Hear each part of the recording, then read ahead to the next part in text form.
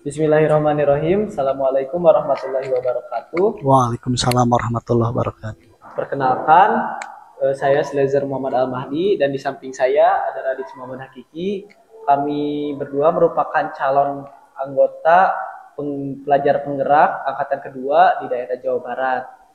Di sini kami akan mewawancarai salah satu guru favorit di SMK Negeri 6 Garut. Dan di depan kami ada salah satu guru SMK 6 Garut. Beliau mengajar di 2 jurusan. Di MPLB beliau mengajar teknologi perkantoran dan kepegawaian, dan di akuntansi beliau mengajar komputer akuntansi. Baik Pak, tanpa menunggu waktu lama lagi, sebelumnya izin bertanya, kira-kira apa suka dan duka Bapak ketika menjadi guru dan mengajar mengajar siswa untuk mencerdaskan siswa-siswanya? Ya, terima kasih atas pertanyaan yang disampaikan, menarik sekali. Calon pelajar penggerak, mudah-mudahan cita-citanya bisa tercapai menjadi pelajar penggerak. Kemudian mengenai pertanyaan ini menarik juga, membuat saya bahagia. Ini pertanyaan yang pertama mungkin saya ingin bahas mengenai sukanya dulu. Apa sih sukanya menjadi guru? Ketika sukanya menjadi guru itu ketika siswanya memahami apa pelajaran yang diberikan. Misalkan saya mengajar, apalagi kalau pelajarannya yang mudah, contoh misalkan mengetik 5 jari, itu sangat menyenangkan. Kenapa? Karena anak lebih mudah cepat paham dalam hitungan ya 1 jam pelajaran, setengah jam kalau materinya mudah, itu lebih mudah dipahami. Karena yang menggunakan 5 jari, kemudian data-datanya, dan anak-anak itu biasanya lebih senang praktik. Ketika saya lihat mengetiknya semakin lama perkembangannya cukup cepat, kemudian bisa dipahami, mau gantung materinya juga. Ketika materinya mudah dipahami, memang tugas seorang guru bagi saya yaitu harus membuat materi itu semudah mungkin, jangan memperumit, dan diusahakan praktik karena dengan praktik ya kelihatan, dan anak memang bahagia ketika praktik di depan komputer atau di depan Android. Saya mengajar terkadang menggunakan komputer, terkadang juga kalau misalkan labnya dipakai, saya tetap mengusahakan untuk praktik. Contohnya menggunakan aplikasi di Android akuntansi UKM, itu saya senang juga ketika anak-anak, karena akuntansi UKM itu software yang sangat mudah dipahami, untuk inputnya juga mudah, dan anak-anak memang senang ketika menggunakan Android, memasukkan misalkan daftar akun, dan terlihat kebahagiaan di muka mereka ketika berhasil memasukkan data-data ke dalam Android tersebut. Itulah ketika siswa bahagia, saya pun ikut bahagia, apalagi kalau materinya yang agak rumit bisa saya persimpel hingga semuanya bisa paham, itu membuat saya bahagia. Kemudian ketika semuanya paham, ketika anak-anak sudah paham, mereka ingin menerima tantangan lebih, itu membuat saya bahagia. Ketika anak banyak bertanya, ketika anak ingin mengembangkan lebih baik lagi, meminta soal yang lebih menantang, itu sangat bahagia ya ketika anak-anaknya aktif dan merasa bahagia. Apalagi hari ini di dalam kurikulum Merdeka disarankan adanya ice breaking, adanya nyanyi-nyanyi, itu bagus sekali. Pemerintah sekarang memang luar biasa dengan ada programnya guru penggerak, di mana dalam guru penggerak ternyata guru pun mengajar ada ice breakingnya. Guru belajar itu ada ice breakingnya. Maka siswa juga berhak untuk mendapatkan ice breaking seperti halnya guru. Tapi bagi saya yang paling penting bukan sekedar ice breaking. Kita salah kalau guru terlalu berfokus pada ice breaking. Justru fokus utama tetap pelajaran itu bagaimana supaya menyenangkan. Jangan kita berfokus pada ice breaking, boleh memang untuk dilaksanakan, tapi jangan berlebihan. Karena beberapa guru karena merasa paling penggerak, akhirnya kebanyakan ice breaking, lupa dengan pelajarannya. Intinya tetap harusnya guru itu membuat materi pelajaran yang membuat siswanya bahagia. Jangan hanya ice breaking, ketawa-ketawa, akhirnya nggak ada pelajarannya masuk, percuma juga. Itu tugas utama guru. Dan saya senang ketika saya mempersimpel pelajaran, anaknya cepat paham, itu bahagia karena ada usaha dan usaha menghasilkan hasil yang positif, akhirnya ya ikut bahagia, itu yang paling utama. Dukanya seperti apa? Dukanya mungkin ketika menyadari fasilitas pembelajaran masih banyak yang kurang. Saya dari dulu selalu mempunyai cita-cita ingin belajar itu 1 siswa 1 komputer. Tetapi itu sangat sulit sekali tercapai, sulit sekali untuk dilaksanakan, banyak tantangannya, apalagi di SMK 6 Garut kekurangan ruang kelas, akhirnya lab jadi kelas, itu banyak kendalanya.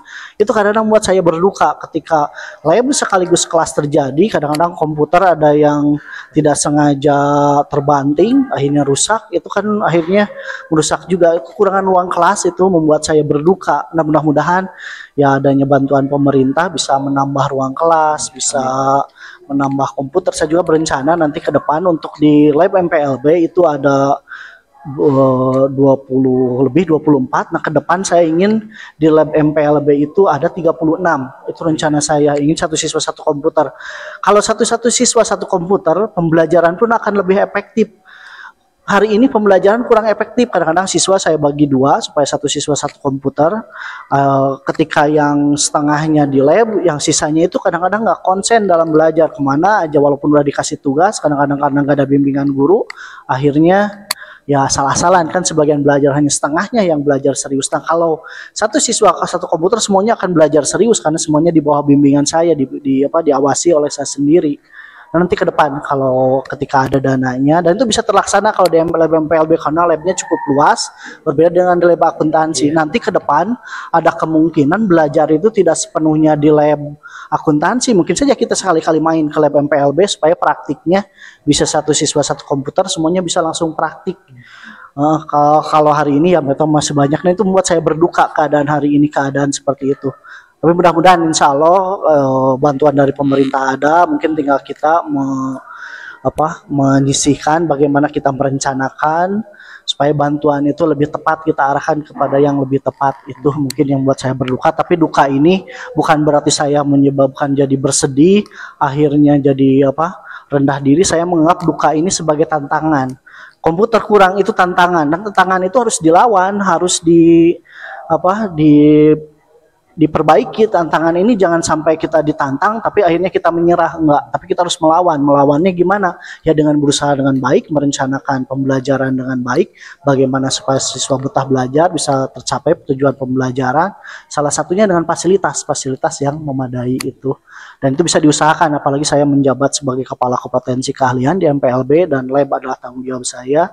Mudah-mudahan saya juga bisa memfasilitasi siswa supaya belajar lebih menyenangkan. Jadi itu catatannya, walaupun saya berduka dengan keadaan di SMK 6 Garut, tapi saya menganggap duka itu sebagai tantangan, bukan menyebabkan saya bersedih, menangis, akhirnya tidak melakukan apa-apa, tapi saya akan melawan tantangan tersebut dengan perencanaan yang baik, dengan berusaha dan giat bekerja, seperti itu. Terima kasih pertanyaannya. Mungkin sangat menarik sekali ya. Untuk pertanyaan yang kedua, apa harapan Bapak untuk para siswanya? Oh ya, harapan siswa sangat banyak, apalagi di era kurikulum merdeka. Memang kurikulum merdeka menuntut siswanya juga untuk merdeka. Saya lihat hari ini siswa itu belum merdeka. Contohnya apa? Siswa yang belum merdeka itu siswa yang pola pikirnya di kelas itu belajar, diam, ngedengerin guru, udah. Siswa yang merdeka itu harus berani berbicara. Ketika fasilitas kurang, harus berani berbicara, memberikan solusi, berani bertanya, jangan diam saja. Walaupun memang kita tidak bisa menutup mata ya, ada guru juga yang sifatnya feodal. Feodal itu belum merdeka, jadi sifatnya ngejajah ke murid. Contoh, sebetulnya saya juga kadang-kadang kurang setuju dengan pembelajaran di beberapa jurusan yang tidak tersedia bangku karena kekurangan biaya atau entah kekurangan apa, akhirnya metode belajarnya siswa duduk lesehan. Nah, duduk lesehan itu menurut saya justru zaman feodal itu tidak nyaman bagi siswa, dan itu siswa harusnya berani berbicara. Harapan saya ini zaman feodal. Nah, tapi berani berbicara juga, berbicara dengan cara yang baik ya, dengan cara yang merdeka boleh, tapi katakan dengan baik bahwa itu zaman feodal, katakan tanpa emosi ya, mungkin dengan yang baik, dengan cara yang baik, dipuji dulu karena memang sekolah kita mampunya seperti itu, karena kita masih terus membangun. Silakan protes, itu suatu hal yang baik. Protes ini berarti dalam bahasa kritik membangun ya. Mengkritik itu boleh, tapi tujuannya membangun, bukan untuk menjatuhkan. Tapi alhamdulillah memang itu cuma beberapa persen ya, beberapa jurusan ada yang belajarnya masih lesehan. Itu zaman feodal, siswa semuanya duduk di bawah, sedangkan guru enak duduk di bangku kayak raja kan ya. Guru itu zaman feodal, zaman penjajahan, itu bukan feodal lagi, itu zaman kerajaan kalau seperti itu. Makanya saya paling menentang ketika ada masukan, ini lab bisa kelas, waduh komputer kebaran ranting, rusak dan lain sebagainya. Akhirnya udah aja lesehan, siswa itu saya nggak setuju, biar aja lah kebanting ya. Resiko mungkin resiko sekolah, mudah-mudahan resiko punya sekolah punya dana untuk perbaiki, dan memang harapan Bapak sih siswa itu menjaga komputer itu gimana supaya tetap baik. Walaupun di akuntansi alhamdulillah ya komputer kita masih duduk biasa nggak lesehan. Itu di beberapa jurusan ada yang lesehan. Kenapa saya menyarankan masuk ke akuntansi? Karena ya di beberapa jurusan seperti itu kurang nyaman. Walaupun sekarang udah diusahakan semuanya tempat duduk ya. Tapi dulu itu pernah seperti itu. Jadi pertama siswanya harus merdeka. Merdeka itu berarti berani berbicara. Saya menghargai ketika ada argumen ketika siswa dibotakannya seperti itu. Nah, saya berharap berani berbicara, tapi bicara dengan cara yang baik ya. Nah, cara yang baik gimana? Contohnya dengan membuat karya tulis. Jadi buatlah berupa tulisan. Anda tidak setuju buat satu tulisan, satu halaman lah. Jadi jangan bicara lantang atau berdemo. Memang berdemo dijamin oleh pemerintah itu boleh di negara demokrasi. Kalian juga pernah belajar kan PPKN, boleh kita mengungkapkan pendapat. Hanya sekarang memang demo itu identik dengan negatif, teriak-teriak ngejelas, kemudian kata-kata kasar suka keluar. Sewaktu demo itu jadi banyak negatifnya, memang tidak disarankan untuk berdemo. Tapi kalau membuat tulisan itu suatu hal yang luar biasa. Karena hari ini siswa dituntut untuk bisa menulis. Membuat karya tulis itu suatu penghargaan yang luar biasa, apalagi yang tergabung dalam organisasi kewartawanan istilahnya redaksi ya, ada ekskulnya redaksi ya, bikin tulisan itu hal yang baik. Bikinlah tulisan yang berilmu, tulisannya dengan kata-kata yang sopan, dengan kata-kata yang mempunyai nilai keilmuan. Itu siswa yang merdeka.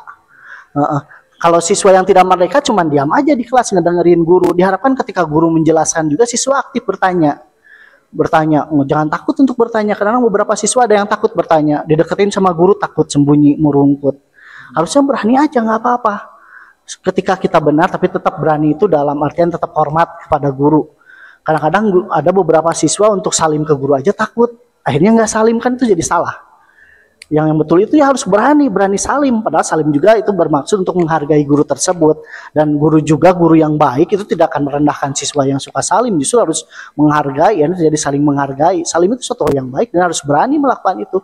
Makanya ciri-ciri siswa yang sudah merdeka, salah satunya harus berani dulu, harus berani bertanya, harus berani membuat karya tulis, harus berani, tapi berani sesuai, harus berani protes juga, harus berani tapi dengan cara yang baik, sekali lagi dengan cara yang sopan, tidak emosional. Yang paling pasti kita jangan kelihatan kalau kita lagi emosi, kelihatan emosi marah-marah, merotot sambil teriak-teriak, apalagi keluar kata kasar, itu tidak baik.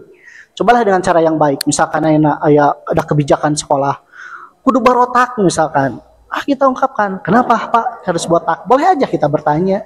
Tapi memang kalau gurunya feodal kita hati-hati, mungkin aja jadi balik, kamu kok berani bertanya begitu, itu gurunya feodal. Tapi kita harus tahu juga di sekolah kita itu ada 17 guru penggerak, banyak. Ada bukan 17 enggak sih, 15 mungkin ada ya guru penggerak. Itu harusnya berpikirnya merdeka. Ketika siswa bertanya harus dijawab. Misalkan harusnya guru yang bijak harusnya menjawab, kenapa harus botaknya, supaya rapi aja kelihatannya, supaya nggak cakak-cakan. Misalkan Anda berani lagi berargumen, ini juga udah rapi. Gitu, ini juga udah menunjukkan kami sebagai siswa gitu. Kalau botak gitu itu efeknya negatif, kita kurang percaya diri. Misalkan kita kurang, kalau botak bisa dihina sama yang lain, mungkin saja jadi dibully. Itu pangkalnya dari dibully oleh sekolah lain, dibully ketika di keluarga. Jadi boleh kalau ada kebijakan sekolah yang kurang setuju, silakan Anda protes, tapi proteslah dengan cara yang baik, dengan cara yang baik, dengan cara ya salah satunya bikin karya tulis. Itu kan sangat luar biasa. Sampaikan di depan, di sewaktu sholat duha misalkan, sampaikan ceramahnya, atau ya itu nggak apa-apa. Mau ditempel di mading karya tulis kita, itu karya tulis, bukan sampah itu kalau apalagi kalau ada keilmuannya. Jadi yang pertama saya berharap siswa itu harus berani. Kemudian yang kedua harus ada saling menghargai, jangan sampai karena siswa merdeka berbuat seenaknya. Jadi merdeka itu harus kemerdekaan yang bertanggung jawab. Jangan sampai merdeka itu artinya bebas sebebas-bebasnya. Merdeka itu bukan berarti anarkis ya, kita bisa melakukan apapun, enggak. Merdeka itu harus bertanggung jawab. Maksudnya gini, Jadi siswa memang merdeka, bisa berbuat apa saja, tapi harus menghargai kemerdekaan guru. Jangan sampai siswanya merdeka berbuat apa saja, tapi guru jadi nggak merdeka. Guru mau ngajar, siswanya misalkan jadi ribut teparugut, tetap kita harus saling menghargai. Jangan sampai ya tidak ada saling menghargai. Jadi guru tidak nyaman. Usahakan merdeka itu sama-sama nyaman. Ketika guru ngajar nyaman di depan, dan siswa pun merdeka bisa berbuat apapun gitu ya. Karena saya lihat kayak hari ini ada beberapa guru yang melarang siswa nggak boleh ya minum di dalam kelas misalkan. Itu beberapa guru kan. Kalau saya nggak apa-apa, mungkin saja kurang minum kan menyebabkan konsentrasi. Kalau kita lihat di dalam iklan Aqua ya, minum ya nggak apa-apa selama sampahnya dibuang ke tempat sampah, itu nggak masalah. Kalau menurut saya mau di lab juga mau minum nggak apa-apa. Tapi kan di kita masih feodal ya. Kemarin ngobrol dengan beberapa guru, katanya nggak boleh lah, pokoknya aturannya memang kayak gitu dari sananya. Padahal guru-guru kalau kita pelatihan guru penggerak itu minuman ada di bangku masing-masing, makanan ada. Sambil pelatihan guru penggerak, guru sambil makan, fasilitator di depan menerangkan, sementara guru-guru makan, itu tidak masalah. Nah, itulah kemerdekaan yang sebetulnya harusnya guru-guru yang merdeka mengajarkan siswa untuk merdeka, dan siswanya harus merdeka. Ya, ciri yang utama dari siswa yang merdeka itu tadi harus berani, tapi berani dengan cara yang baik. Kemudian yang kedua harus bisa menghargai kemerdekaan orang lain. Dan kemerdekaan itu beda lah dengan anarkis. Itu mungkin dua hal harapan Bapak. Bapak menyambut baik dengan adanya pelajar penggerak. Mudah-mudahan ketika gurunya guru penggerak, gurunya yang udah merdeka, menjadikan siswanya juga udah merdeka, saya yakin pembelajaran akan tercapai dengan baik. Kalau dua-duanya udah merdeka dan semuanya merasa bahagia kalau merdeka. Yakin ya? Indonesia ketika menghadapi kemerdekaan kan bahagia, semuanya tertawa. Siswa juga mungkin hari ini harusnya bahagia dengan adanya kurikulum merdeka. Guru-guru juga harusnya bahagia. Tapi ternyata ya hasilnya kan berbeda. Kayaknya ya beberapa guru ada yang belum siap merdeka, masih nyaman dengan metode penjajahan. Siswa juga mungkin masih gitu. Tapi saya yakin ke depan semuanya merdeka. Intinya saya juga menyambut baik dengan adanya pelajar penggerak, pelajar yang akan memerdekakan kalau di bayangan Bapak, memerdekakan siswa yang lain untuk berani berpendapat, untuk berani ngomong di dalam kelas. Walaupun merdekanya juga harus merdeka yang bertanggung jawab. Merdeka bertanggung jawab artinya merdekanya dengan cara yang baik. Guru juga sama, guru juga harus merdeka ngajar bisa pakai media apapun, metode apapun yang cocok terus untuk capainya metode pembelajaran. Tapi tetap guru juga sama merdekanya jangan sampai menjajah ke murid gitu. Tapi guru yang merdeka itu justru harus bisa memerdekakan murid. Gitu. Bagus sekali pertanyaannya. Ada lagi yang kira-kira bisa Bapak jawab?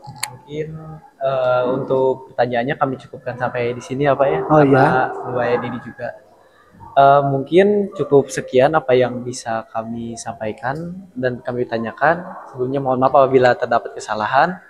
Wabillahi taufiq wal hidayah. Wassalamualaikum warahmatullahi wabarakatuh. Waalaikumsalam warahmatullahi wabarakatuh. Sama-sama Bapak juga mohon maaf atas segala kesalahan. Mudah-mudahan kita bisa mengambil sisi positif dari perbincangan kita hari ini dan kita semua bisa menjadi pelajar yang merdeka. Amin ya Allah. Terima kasih, Pak. Mangga.